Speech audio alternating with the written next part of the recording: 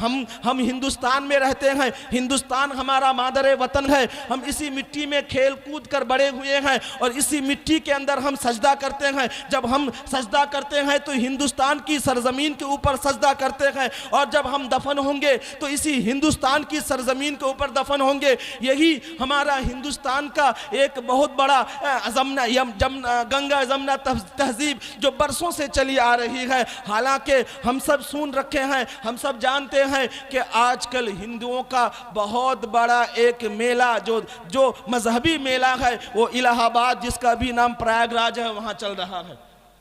वहां के हुकूमत ने ये नोटिफिकेशन जारी किया, ये ऐलान जारी किया कि महाकुंभ मेले के इर्द गिर्द कोई मुसलमान नहीं आ सकता।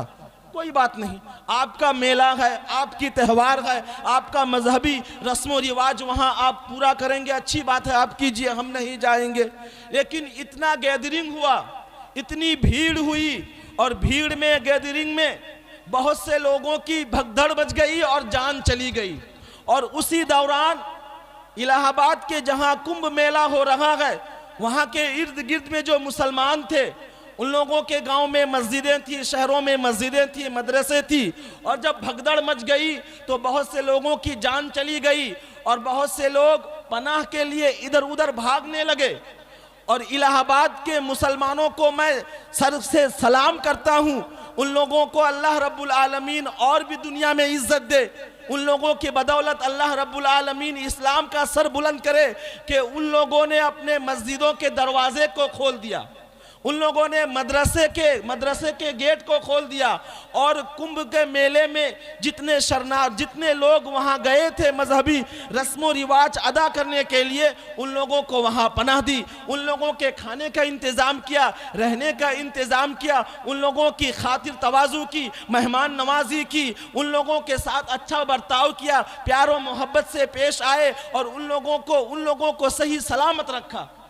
तो मैं हिंदुस्तान के हुकूमत से ये पूछना चाहता हूँ, हिंदुस्तान की बड़ी बड़ी जो मीडिया खबरें चलाती है, इलेक्ट्रॉनिक मीडिया जिसमें सुबह से लेकर शाम तक मुसलमानों को बदनाम करने की साजिशें होती हैं, क्या ये खबर नश्र नहीं की जा सकती थी? क्या इस खबर को आप हिंदुस्तान में चला नहीं सकते थे कि मुसलमानों ने हिंदू भाइयों के साथ, मुसलमानों ने कुंभ मेला में आने वाले मेहमानों के साथ कितनी इज्जत अफजाई से पेश आया, उनकी कैसी मेहमान नवाजी की? हालांकि ये इलेक्ट्रॉनिक मीडिया वाले तो हमेशा चाहते हैं कि हिंदुस्तान के अंदर हिंदू मुसलमान आपस में तकसीम से रहे, बट कर रहे, दुश्मनी से रहे। हालांकि इस्लाम का तहजीब ये नहीं है, इस्लाम तो मोहब्बत का पैगाम देता है। अगर आप हमसे मोहब्बत करोगे तो हम आपकी इज्जत करेंगे, अगर हमसे आप प्यार से बात करोगे तो हम भी आपसे प्यार से बात करेंगे। इसी का नाम है गंगा यमुना तहजीब, जो आज सदियों से हमारे हिंदुस्तान के कल्चर में चला आ रहा है। हम जिस इलाके में रहते हैं यहाँ भी हमारे आसपास बहुत से हिंदू दोस्तों हबाब रहते हैं, बहुत से लोगों से हमारा मिल मिलाप है, लेन देन है, बातचीत है, प्यार मोहब्बत है। कभी हमसे झगड़ा नहीं हुआ, कभी हमसे कोई गलत काम नहीं हुआ। वो भाई भी हमसे प्यार मोहब्बत से पेश आता है, हम भी उससे प्यार और मोहब्बत से पेश आते हैं। ये हमारा फरीज़ा है, ये हमारा मजहबी फरीज़ा है कि हम अपने गैर कौम भाइयों को सही से उनकी ताज़ीम करें, उनकी सही तकरीम करें, उनकी इज्जत अफजाई करें। ये हमारा मजहबी शियार है, हमारे नबी का फरमान है कि तुम्हारे सामने जब कोई मुसीबत में पड़ा हुआ शख्स आए तो तुम उसके साथ अच्छे बर्ताव से पेश आओ, उसके साथ अच्छा सलूक करो, उसके साथ अच्छा से पेश आओ, उनकी अच्छी सी खातिर तवाज़ु करो, उनकी मेहमान नवाजी करो। कुंभ के मेले में भगदड़ मच गई, बहुत से लोगों की जान चली गई। जो भाई पनाह के लिए इधर उधर भटक रहे थे, इलाहाबाद के मुसलमानों ने उनको पनाह दिया, उनको रहने के लिए जगह दी, उनकी खाने का इंतज़ाम किया, उनकी सही ताज़ीम व तकरीम की, उनको उनके लिए अच्छा बंदोबस्त कर दिया। यही इस्लाम की तालीम है, यही इस्लाम का शियार है, यही मोहम्मद का पैगाम है, यही आखिरी नबी का पैगाम है, शरीयत का पैगाम यही है, कुरान का पैगाम यही है कि कुरान के अंदर अल्लाह तबारक व तआला फरमाता है लकुम दीनुकुम वलिय दीन, कि तुम्हारा दीन तुम्हारे पास, हमारा दीन हमारे पास। तुम अपनी मजहबी कामों को खुशी खुशी अंजाम दो। हम मुसलमान भी अपने कामों को, अपने मजहबी कामों को, नमाजों को, रोज़ों को खुशी खुशी अंजाम देंगे। हिंदुस्तान के कल्चर में, हिंदुस्तान की संस्कृति में यही चीज़ सदियों से आ रहा था। लेकिन अफसोस की बात यह है कि आज हालत बिगड़ रही है। आज कुछ लोगों के खराबी की वजह से, कुछ गलत करने वालों की गलतियों की वजह से आज आपसी मोहब्बत ख़त्म होने के करीब है। आज आपसी मोहब्बत हमसे दूर चली जा रही है। एक हिंदू भाई से जो हम हंसी खुशी पेश आते थे, वो अब हमसे हंसी खुशी पेश आने में कतरा रहे हैं, दूर भाग रहे हैं। इसलिए मैं इस जलसे से अपने तमाम मुसलमान भाइयों को ये मैसेज देना चाहता हूँ, ये पैगाम देना चाहता हूँ कि अगर किसी गैर कौम भाई से हमारा मिल मिलाप रहे, अगर किसी गैर कौम भाई से हमारा मोहब्बत रहे, तो हम उसको और भी मजबूत करें, और भी उसको पुख्ता करें, और भी मोहब्बत में इजाफा करें, और उन लोगों को ज़ोरदार तमाचा मारे कि जो सुबह से लेकर शाम तक हिंदू मुस्लिम करता रहता है, जो सुबह से लेकर शाम तक मुसलमानों के खिलाफ हिंदुओं को भड़काता है, हिंदुओं के खिलाफ मुसलमानों को भड़काता है। ऐसे लोगों को ज़ोरदार तमाचा मारिए कि हम हिंदुस्तान के बाशिंदे हैं, हम इस्लाम के मानने वाले हैं, हम अमन सलामती के मानने वाले हैं, हम अमन और सलामती का पैगाम देते हैं। हमारे बुजुर्गों ने, हमारे पुरखों ने इस हिंदुस्तान को अंग्रेज से आज़ाद किया था कंधे से कंधे मिलाकर। हम उसी कंधे से कंधे मिलाकर इस मुल्क हिंदुस्तान की हिफाजत करेंगे। इस मुल्क हिंदुस्तान को हम और भी आगे ले जाएंगे, और भी ऊंचाई पर ले जाएंगे, और भी इसकी शोहरत, इसका नाम पूरे दुनिया के अंदर और भी ज़्यादा फैल जाए। हम कंधे से कंधे मिलाकर इसकी कोशिश करेंगे। अगर हम इस तरह करेंगे तो दूसरे लोग जो बुराई करते हैं, जो चाहे वो मुसलमान के मजहब से क्यों ना हो, चाहे वो हिंदुओं के मजहब से क्यों ना हो, उन लोगों के लिए ये सबक होगा, उन लोगों के लिए ये ज़ोरदार तमाचा होगा कि वहाँ के मुसलमान आपसी प्यार और मोहब्बत से रहते हैं। वहाँ के मुसलमान हिंदुओं के दरमियान में कोई इख्तिलाफ नहीं है, कोई झगड़ा नहीं है, कोई फसाद नहीं है, कोई गलत काम वहाँ नहीं कर सकता। ये मैसेज हम लोगों को देना चाहिए। हमें अपने अखलाक को अमदा करना चाहिए, हमें अपने अखलाक को और भी ज़्यादा बढ़ाना चाहिए। मैं एक वाक़या सुना रहा हूँ कि एक फ़कीर मुसलमान था, वो किसी गिरजा के सामने जाकर भीख मांगता था। तो एक ईसाई आया, ईसाई आकर उसको कुछ भीख में कुछ पैसा दिया, और पैसा देने के बाद वो चला गया, और जिस वक्त उन्होंने पैसा दिया था उसके पैसे से वो बटुआ जो है गिर गया। अब गिर जाने के बाद जो ये मुसलमान फ़कीर था, जो गिरजा के सामने भीख मांग रहा था, उस बटुए को उठा लिया, उठाकर हिफाजत के साथ अपने पास रखा, और वो ईसाई गिरजा में चला गया इबादत के लिए। इबादत करके जब लौट रहा तो लौटने के वक्त इसके साथ मुलाकात नहीं। ये मुसलमान फ़कीर काफ़ी देर से उसका इंतज़ार कर रहा था कि कब वो ईसाई आदमी जो इबादत के लिए गिरजा में गया है वापस आएगा, मैं इसके बटुआ को वापस करूँगा। लेकिन उससे उसकी मुलाकात नहीं हुई। अब मुलाकात ना होने की वजह से ये मुसलमान फ़कीर काफ़ी परेशान रहा। साल गुजर गया, 2 साल गुजर गया, 3 साल बाद वो ईसाई जिसका बटुआ गिर गया था, जो इबादत के लिए आया था और मुसलमान फ़कीर को कुछ पैसा दिया था, वो 3 साल बाद फिर उसी इबादत गाह में, उसी गिरजा घर में इबादत के लिए आया, और ये मुसलमान फ़कीर उसी गेट में मौजूद है। जब ये मुसलमान फ़कीर उस ईसाई को देखा, देखने के बाद उसको इसका बटुआ वापस करने के लिए गया। अब जब वापस कर रहा है तो वो ईसाई कह रहा है कि 3 साल पहले जो बटुआ गिर गया था, उस 3 साल से बटुए को तुमने हिफाजत करके रखा, क्यों, किस लिए? तुम फ़कीर आदमी हो, तुम्हारी ज़रूरतें हैं, तुम्हारी ज़रूरतें तुम इस पैसों से पूरी कर सकते थे, तुम इस पैसे को खर्चा कर सकते थे। तुमने इस पैसे को खर्चा नहीं किया, बाज़ाब्ता इस बटुए की हिफाजत की, और 3 साल बाद मुझे अपना बटुआ वापस कर रहे हो, क्यों? तो उस मुसलमान फ़कीर ने जवाब दिया कि मैं इसलिए आपके बटुए की हिफाजत किया, बटुए को इसलिए हिफाजत के साथ रखा कि जब कल क़यामत का मैदान होगा, हशर का मैदान होगा, अदल इंसाफ का तराजू होगा, अल्लाह के नबी सल्लल्लाहु अलैहि वसल्लम भी मैदान महशर में होंगे, आपके नबी ईसा अलैहिस्सलाम भी मैदान महशर में होगा, अल्लाह रब्बुल आलमीन कुर्सी पर होगा उस वक्त। क्योंकि ये जो माजरा है ये तो अल्लाह तबारक व ताला सब देख रहा है, अलीमुम बिज़ाति सुदूर है, अल्लाह तबारक व ताला अर्श इलाही से सब कुछ नज़ारा कर रहा है। तो क़यामत के मैदान में आपके नबी ईसा अलैहिस्सलाम मेरे नबी मोहम्मद सल्लल्लाहु अलैहि वसल्लम के ऊपर उंगलियां उठाएगा। किस लिए? कि ईसा अलैहिस्सलाम कहेंगे कि मेरे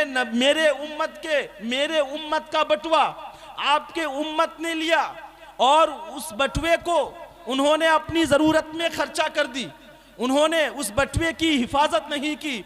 तो आपके नबी ईसा अलैहिस्सलाम क़यामत के दिन मैदान महशर में मेरे नबी के ऊपर उंगली उठाएगा और मैं उस नबी का उम्मत हूँ, मैं कैसे बर्दाश्त कर लूँ कि मेरे नबी के ऊपर क़यामत के मैदान में कोई नबी का उम्मत उंगली उठाए, ये मैं कैसे बर्दाश्त कर लूँगा। तो मुझे ये बात दिल में आई कि मैं इस बटुए की हिफाजत करूँगा और इस बटुए का मालिक को चाहे 100 साल ही क्यों ना गुजर जाए, अगर मैं हयात में रहा तो उसके मालिक को ज़रूर वापस करूँगा। अगर मैं वापस नहीं किया तो उसका नबी मेरे नबी को क़यामत के मैदान में उंगलियाँ उठाएगा और मेरे नबी उस वक्त शर्मिंदगी महसूस करेंगे। ये बात मुझे पसंद नहीं आई, ये बात मुझे अच्छी नहीं लगेगी, जिस बिना पर मैंने आपके बटुए की हिफाजत की। तो एक फ़कीर आदमी जिसको ज़रूरत है, जिसकी हवाईजा असलिया ढेर सारी है, उसके बावजूद भी अपने नबी को क़यामत के मैदान में शर्मिंदगी से बचाने के लिए ये अमल इख्तियार किया है। हम भी उसी नबी के उम्मत हैं, हम भी उसी नबी के मानने वाले हैं, हम भी उसी नबी के शायदाई हैं। तो हम ऐसा अमल क्यों करें कि कोई आदमी क़यामत के मैदान में मेरे नबी के ऊपर उंगली उठाए? ये कैसे बर्दाश्त होगा हमें? इसलिए मेरे प्यारे नौजवान भाइयों, बुजुर्गों, दोस्तों, हम अपने अमल को सीधा करें, हम अपने अमल को अच्छा बनाएं ताकि हमारे नबी के ऊपर कोई उंगली ना उठा सके, ताकि हमारे नबी को कोई आदमी हमारे नबी के ऊपर उंगली नहीं उठा सकेगा कि तुम्हारा उम्मती दुनिया में फितना फसाद करता था, तुम्हारा उम्मती दुनिया में कत्लो क़िताल करता था, तुम्हारा उम्मती दुनिया में चोरी डकैती करता था, जिनाकारी शराबी होता, तुम्हारा उम्मती गैर कौम के लोगों के साथ बुरा बर्ताव करता था, गैर मजहब गैर इस्लामी लोगों के साथ अच्छा सलूक नहीं करता था। ये क़यामत के मैदान में हमारे नबी को क्यों सुनना पड़ेगा?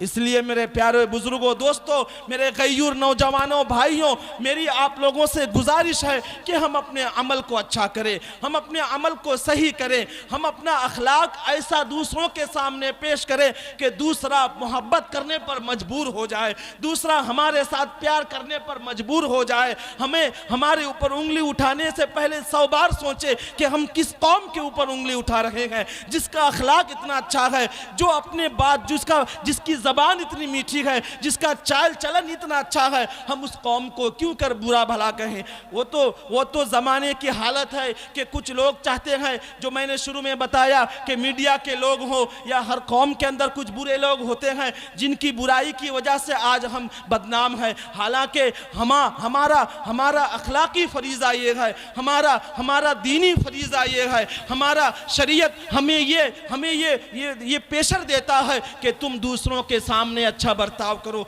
दूसरों से मोहब्बत से पेश आओ, दूसरों की इज्जत आबरू का ख्याल करो, दूसरों के साथ तुम अच्छा सलूक करो। ये तो हमारा शरीयत हमें कहता है, तो हम उसी शरीयत के फॉलो करने वाले हैं, उसी नबी के मानने वाले हैं, उसी उम्र के हम जानशीन हैं, हम नबी के वारिसीन हैं, हम नबी से मोहब्बत करने वाले हैं। हमें अपने अखलाक को अच्छा करना चाहिए, हमें इस्लाम को जिंदा रखना है, हमें इस्लाम की ऊंचाई के बारे में सोचना है, इस्लाम की इज्जत अफजाई करनी नहीं है, इस्लाम को फैलाना है, इस्लाम को लेकर हमें जिंदा है रहना है। हम इसी हिंदुस्तान में हैं और इसी हिंदुस्तान में मिट्टी में दफन होंगे। जब हम दफन होंगे तो हमें लोग कहेगा कि एक अच्छा मुसलमान का हिंदुस्तान में दफन हुआ है, एक अच्छा नबी के आशिक का हिंदुस्तान में दफन हुआ है। हमारी मौत पर दूसरे हमारे कौम के लोग भी रोएंगे, हमारे गैर कौम भाई भी सोचेंगे कि एक अच्छा आदमी था मुसलमान कौम का, जिसका आज इंतकाल हो गया है, जिसकी आज इसी हिंदुस्तान की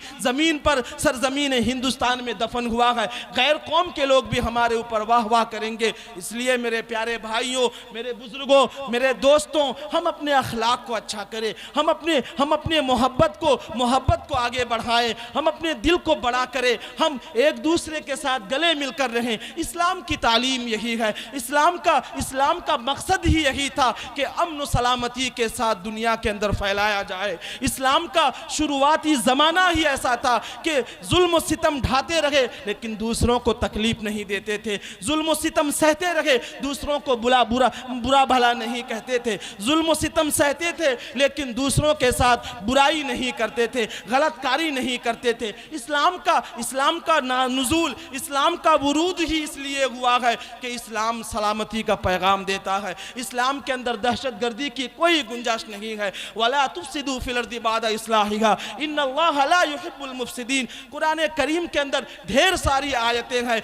जिस आयत करीमा से ये सराहतन बात जाहिर होती है कि इस्लाम के अंदर दहशतगर्दी की कोई गुंजाइश नहीं है, इस्लाम के अंदर कत्लो क़िताल की कोई गुंजाइश नहीं है, इस्लाम के अंदर बमबारी की कोई गुंजाइश नहीं है। जो लोग कत्लो कारतगरी करते हैं, जो लोग जुल्म ज़्यादती करते हैं, वो हकीकत में सच्चे कामिल मोमिन नहीं है, कामिल मुसलमान नहीं है। जो कामिल मुसलमान होगा उसकी ज़बान से, उसकी हाथ से दूसरा भाई महफूज रहेगा, उसकी ज़बान से दूसरे भाई को कोई तकलीफ नहीं होगी, उसकी ज़बान से दूसरे भाई को कोई तकलीफ नहीं होगा। हमारे अमीरुल मोमिनीन खलीफा सानिया सैयदना उमर फारूक रज़ी अल्लाह ताला अन्हु का एक मशहूर व मारूफ वाक़या है कि हज़रत अमीरुल मोमिनीन इस्कंदर नामी एक मुल्क था उस ज़माने में, वो फतह हुआ।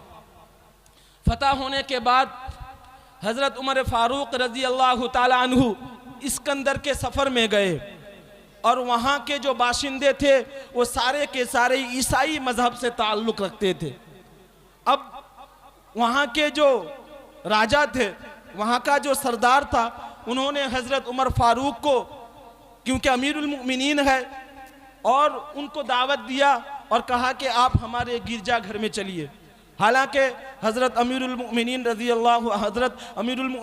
उमर फारूक रज़ी अल्लाह ताला अन्हु उनके गिरजा घर में नहीं गए और उस वहाँ के जो राजा थे उस राजा ने अमीरुल मोमिनीन उमर इब्नुल ख़त्ताब रज़ी अल्लाह ताला अन्हु को बहुत ज़बरदस्ती किया, बहुत समझाया कि हज़रत एक मर्तबा आप चलिए, हमारे गिरजा घर का दर्शन कर लीजिए, हमारे गिरजा घर का मुआयना कर लीजिए। हालांकि हज़रत अमीरुल मोमिनीन उमर इब्नुल ख़त्ताब रज़ी अल्लाह ताला अन्हु गिरजा में नहीं गए। जब नहीं गए, कुछ देर बाद ईसाई के जो राजा थे तन्हाई में हज़रत उमर फारूक से पूछ रहे हैं कि अमीरुल मोमिनीन, मैंने आपको इसरार किया, आपको इतना मनाया, आपको इतना समझाया, आप गिरजा घर में क्यों नहीं गए? तो हज़रत उमर फारूक अमीरुल मोमिनीन हैं, बादशाह हैं, आधी दुनिया पर हुकूमत करने वाले हैं।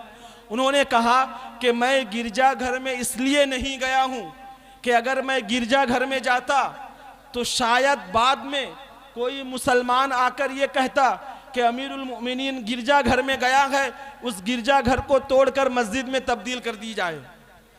तो मुझे ये अंदेशा हुआ, मुझे ये खदशा हुआ, जिस बिना पर मैं आपके गिरजा घर में नहीं गया, ताकि आपका गिरजा घर ही रहे, मस्जिद में तब्दील करने की कोई दावा ना कर सके। तो अमीरुल मोमिनीन कितने बड़े, आधी दुनिया पर हुकूमत करने वाले, उन्होंने गिरजा घर में जाने से इनकार कर दिया इस बिना पर कि मैं गिरजाघर में जाऊंगा तो बाद में कोई मुसलमान मेरा नाम तोड़कर उस गिरजाघर को मस्जिद में तब्दील करने का दावा करेगा। ताकि कोई दावा ना करे, इस बिना पर अमीरुल मोमिनीन गिरजाघर में नहीं गए। तो इस बात से ये समझ में आता है कि जो मस्जिद है वो मस्जिद, जो गिरजा घर है वो गिरजा। हम इन मस्जिद मंदिर गिरजा इन चक्करों में ना पड़े।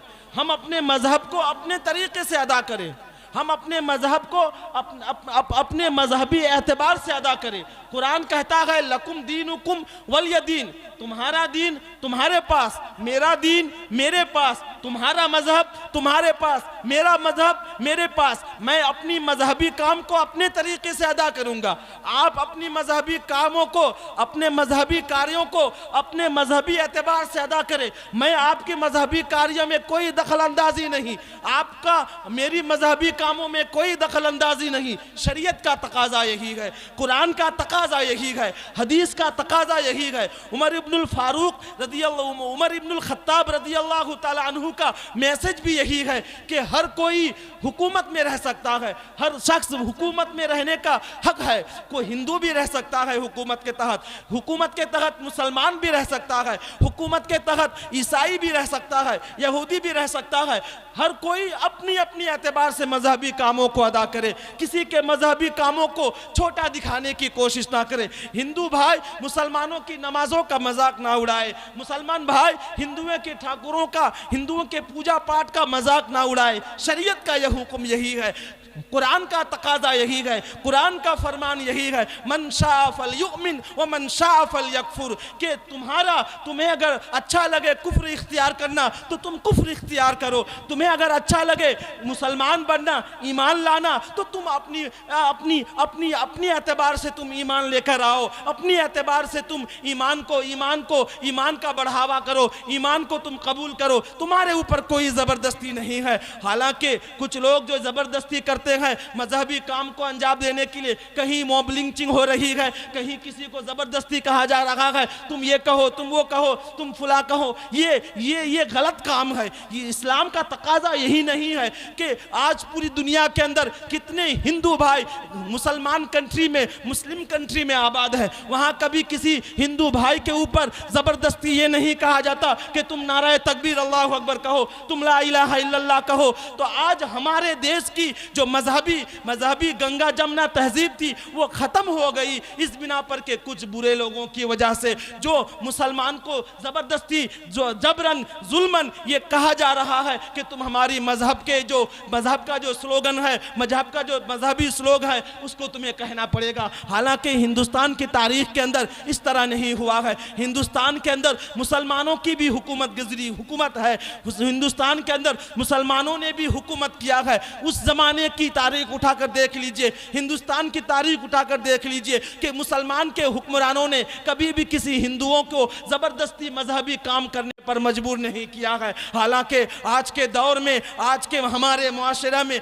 हमारे दौर में कुछ शरपसंद लोगों की वजह से मुसलमानों को ज़बरदस्ती किया जा रहा है कि तुम ये कहो, तुम फुला कहो, तुम्हें हमारी मजहबी स्लोगन कहना पड़ेगा, मजहबी काम करना पड़ेगा। हालांकि ये सरासर गलत है। हम मुसलमान, हमारा धर्म इस्लाम है, हम अल्लाह के मानने वाले हैं, हम इस्लाम को दिल से मानते हैं, हम इस्लामी तालीम को दिल से मानते हैं, हम इस्लाम को बढ़ावा देने के लिए हम अपने तरीके से हम इस्लाम का प्रचार प्रसार करेंगे। हम आपकी बात को क्यों मानेंगे? ये सरासर गलत काम है। जो भाई इस तरह का करते हैं, जो लोग इस तरह का करते हैं, वो मजहबी सकाफत को, मजहबी संस्कृत को, हमारे हिंदुस्तान के जो मजहबी सकाफत थी, जो गंगा जमुना तहजीब थी, उसको ख़राब करने की कोशिश कर रहा है, उसको मलिया मेट करने की कोशिश कर रहा है। इसलिए मेरे बुजुर्गों, मेरे दोस्तों, मेरे नौजवानों, मेरे भाइयों, मुझे आप लोगों से आखिरी बात यही इल्तिजा करनी है